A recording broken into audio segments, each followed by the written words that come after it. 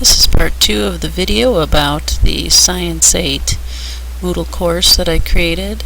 Part 1 I got up through the science blog, so we'll start at choppy notes practice. So in this block on Moodle, I have the kids practice a skill I like to call choppy notes, and I think it helps them learn how to be good note takers and not plagiarize. So when they put their notes back together, it's in their own words, so they write details but not sentences, and that's a really huge thing for middle schoolers to overcome. They want to copy down like every single word instead of just the choppy details, and also to cite their sources, which is a big task too, to show them how to do that and why that's important. So I picked out just 3 articles that happened to be in the RSS feed about 2 weeks ago. So they were new discoveries, new topics that someone wrote about on one of these reputable websites, and they are to just glance at the titles, maybe if they want to delve a little further and click on the article, read about it, or glance it over at least, and then they're supposed to pick one of the 3 articles and take choppy notes right on the computer through Moodle. It would be like an online assignment.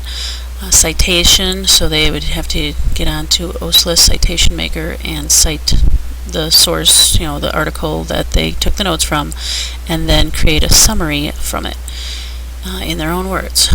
So putting those choppy notes back together into sentences that make sense, that are organized well. And I would have to walk them through this process. We'd probably do one together with a different article, and then this would be the next step. They would try one of these on their own. Going on to the next block. Block 4 is science wikis. So wiki is just sort of a collaborative effort to create something together. So the first one is just a real simple science is, finish the sentence. So I wrote an ending to the sentence, but then they are to write their own ending to that sentence. And then we could share those at a few days later.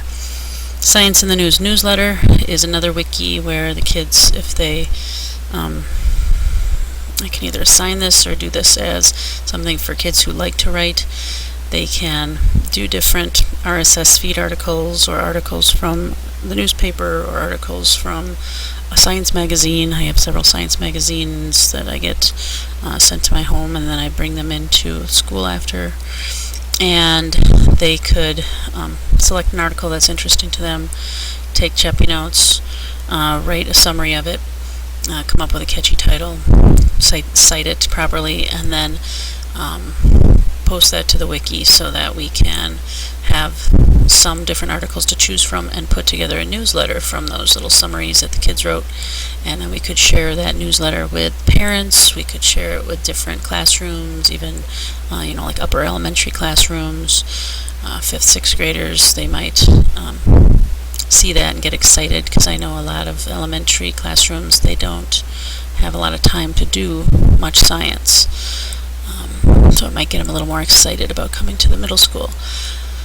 Cool Science Interactive Games. This is just a cool site I found from Rice University, and there's all different forensics and career information, and then like mysteries that the kids solve by doing science inquiry and listening for clues and being observant.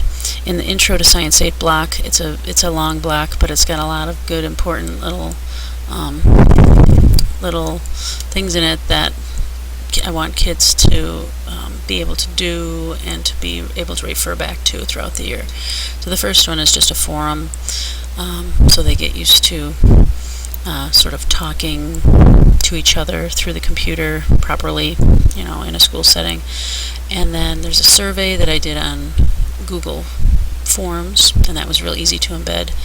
We've got just a checklist for kids and their parents to make sure they have, there's the checklist for the school supplies, and then this is just an information sheet about stuff about my class and the basics. Science root words and prefixes. I made a Quizlet that has to do with that. There's a safety song. That's a rap song. It's very cool. And then an online practice quiz about equipment, and finally a quiz.